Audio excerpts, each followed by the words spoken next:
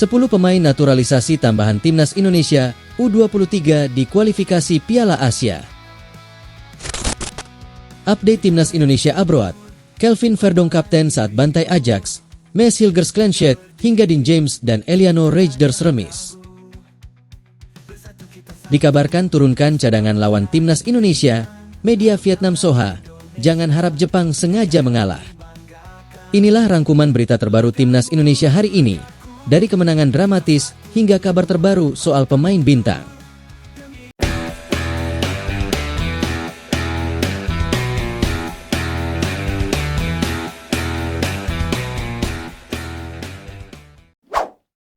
Sepuluh pemain naturalisasi tambahan Timnas Indonesia U23 di kualifikasi Piala Asia. Timnas Indonesia U23 terus mempersiapkan diri menghadapi kualifikasi Piala Asia U23 2026 pada 1-9 September 2025. Pelatih Gerald van den Burg dalam memperkuat tim rencananya bakal memanggil 10 pemain naturalisasi tambahan. Pemain-pemain tersebut dapat memberikan kontribusi besar dalam meraih tiket menuju Piala Asia U23 2026 yang akan diselenggarakan di Arab Saudi. Para pemain diaspora di bawah usia 23 tahun bisa menjadi andalan untuk kualifikasi Piala Asia U23 2026. Ini merupakan peluang besar untuk memperkuat Timnas Indonesia U23, mengingat kualitas dari pemain-pemain tersebut. Beberapa nama pemain naturalisasi yang masuk incaran untuk memperkuat skuad Garuda Muda antara lain Marcelino Ferdinand, Ivar Jenner, Justin Hubner, dan Rafael Struijk. Mereka siap membela Merah Putih meski bermain di luar negeri. Selain itu, PSSI juga membidik sejumlah nama pemain lain guna memperkuat Timnas Indonesia U23. Nama-nama potensial yang bisa memperkaya skuad Timnas Indonesia U23 seperti Danny van den Heuvel, Club Brugge, Kain van Oefelen, FC Volendam, Sepp van der Heijden, Vitesse Arnhem, serta Miliano Jonathans, FC Utrecht. Sementara itu, PSSI optimistis bisa menciptakan generasi pemain muda yang tangguh dengan bergabungnya pemain-pemain diaspora. Para pemain diaspora ini bukan hanya untuk memperkuat Timnas Indonesia U23, namun juga menjadi aset berharga bagi Timnas Indonesia senior di masa depan. Kualitas para pemain yang sudah teruji di level Eropa akan memberikan persaingan di setiap lini. Bahkan, Danny van den Heuvel dan Kain van Oefelen menyatakan siap membela Timnas Indonesia jika mendapat panggilan. Keduanya merupakan penjaga gawang yang telah mengukir prestasi di klub-klub Eropa. Begitu juga dengan Mauro Zijlstra dan Delano van der Heijden, yang bisa menambah daya serang dan kreativitas di lini depan. Gerald van den Burg melihat peluang besar dengan bergabungnya 10 pemain naturalisasi tambahan tersebut. Dengan kekuatan skuad yang semakin solid, Timnas Indonesia U23 berpotensi lolos ke Piala Asia U23 2026 di Arab Saudi. Bahkan, Indonesia tidak hanya berharap lolos dari fase kualifikasi, tetapi juga memiliki peluang mencapai babak akhir. Dengan pemain-pemain berkelas yang kini memperkuat Timnas Indonesia, Van den Burg yakin skuad Garuda Muda bisa meraih hasil maksimal. Harapannya, kolaborasi antara pemain-pemain naturalisasi dan pemain lokal Indonesia yang sudah ada di tim saat ini mampu menciptakan tim yang lebih kompetitif di level Asia. Update Timnas Indonesia abroad. Kelvin Verdonk kapten saat bantai Ajax, Maes Hilgers Clenchet, hingga Dean James dan Eliano Reijnders remis. Kabar terbaru pemain abroad Timnas Indonesia melibatkan Kelvin Verdonk, Maes Hilgers, Dean James, hingga Eliano Reijnders.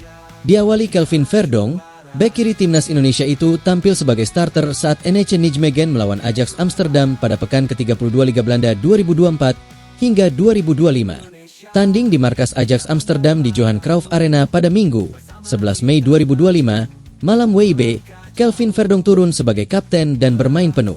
NEC Nijmegen pun berhasil membantai sang pemuncak klasemen sementara Liga Belanda itu dengan skor 3-0 berkat gol Hansen, Pereira, dan Owisa.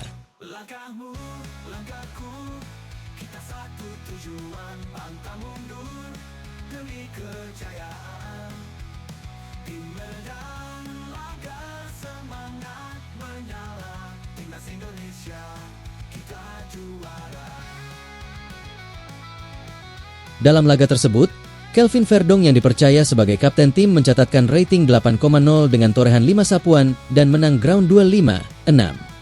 Kemenangan itu membuat NEC Nijmegen menempati posisi ke-13 dengan 37 poin dan membuat Ajax bersaing untuk berebut juara dengan PSV Eindhoven. Ajax Amsterdam kini memimpin klasemen sementara dengan 74 angka, hanya unggul 1 poin atas PSV Eindhoven di bawahnya. Masih dari Liga Belanda, Maes Hilgers kembali menjaga lini pertahanan dengan baik ketika memperkuat FC Twente melawan FC Utrecht. Bek timnas Indonesia itu berhasil membawa Twente menang 2-0 atas FC Utrecht dan mencatat clean sheet 2 pertandingan beruntun untuk timnya.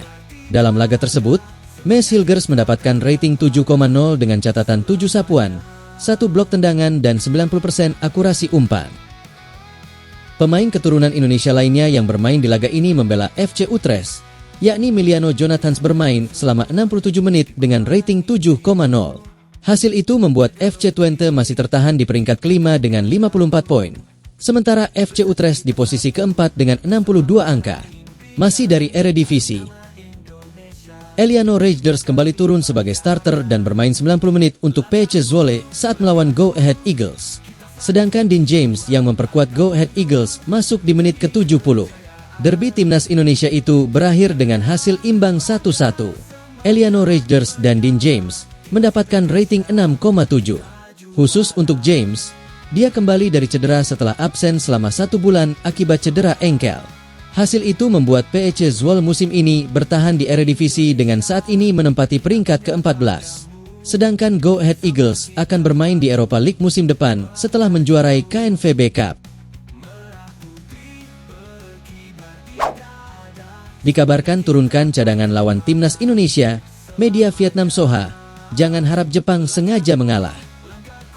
Harapan timnas Indonesia untuk melangkah ke Piala Dunia 2026 semakin membara. Tapi jalan menuju impian itu tak semulus yang dibayangkan. Tantangan besar sudah menanti.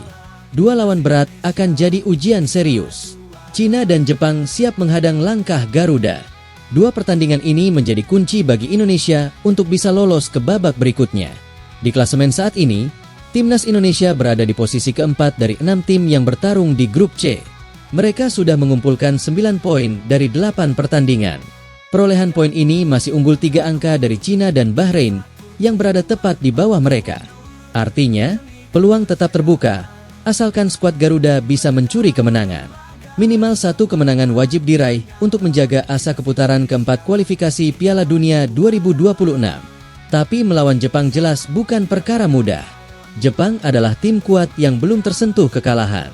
Mereka sudah mengamankan tiket keputaran final Piala Dunia 2026. Status unggulan tak terbantahkan. Namun muncul rumor yang menghebohkan. Ada kabar bahwa Jepang akan menurunkan skuad cadangan saat melawan Indonesia. Alasannya karena beberapa pemain utama alami cedera atau sibuk di klub. Kabar itu langsung menyebar cepat. Di media sosial hingga forum-forum sepak bola Asia Tenggara, banyak yang membahasnya. Tak terkecuali media Vietnam. Media Vietnam bernama Soha merespons kabar itu dengan tajam. Mereka menyindir keras anggapan bahwa Jepang rela mengalah demi membantu timnas Indonesia lolos. Kemungkinan besar tim Jepang hanya akan menurunkan tim cadangan untuk menyambut Indonesia, tulis Soha, mengomentari peluang yang mungkin dimiliki Indonesia. Soha bahkan menilai ini sebagai kesempatan emas bagi skuad Patrick Kluivert.